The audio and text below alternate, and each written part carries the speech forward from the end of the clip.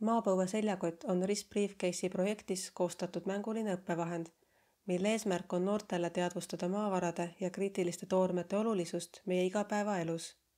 Seljakotis on õpilastele mängimiseks mõeldud 3 mängu, mille käigus õpitakse tundma Eesti maavarasid, kriitiliste toormete kasutusalasid ning maavarade ja toormete kasutamisega seotud keskkonna ja ühiskonna probleeme. Maapõue seljakott sisaldab 10 maavara, mängukaarte, lisamaterjale õpilastele ja juhendit õpetajale. Esimese mängu Eesti maavarade eesmärk on tutvustada õpilastele Eestis leiduvaid kivimeid ja maavarasid. Õpetaja jagab igale meeskonnale vastuskaardid. Õpetaja võtab kotist ühe maavara ja igast meeskonnast tuleb üks mängija seda vaatama ning kirjeldab nähtut ka teistele oma meeskonna mängijatele. Meeskonnad saavad võimaluse arvata, mis maavaraga võiks tegemist olla. Kui mõni meeskond maavara ära ei tunne ja arvata ei soovi, siis ütleb õpetaja esimese vihje. Kui endiselt on meeskondi, kes arvata ei soovi või ei oska, ütleb õpetaja veel ka teise ja 3. vihje.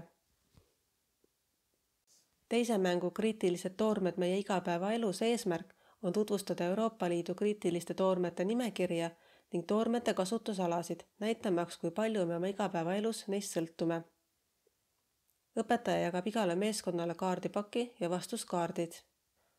Kaardidel on 3 väidet ühe kriitilise toorme ühe võimaliku kasutusala kohta ja meeskonnad peavad arvama, milline väide 3 on tõene.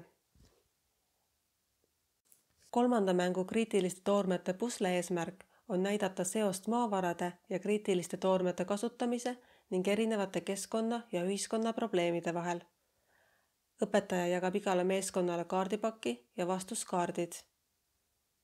Mängukaardid on jagatud 4 värvidega eristatud kategooriasse: toormete kasutus, kriitilised toormed, Eesti maavarad, geoloogia ja keskkond.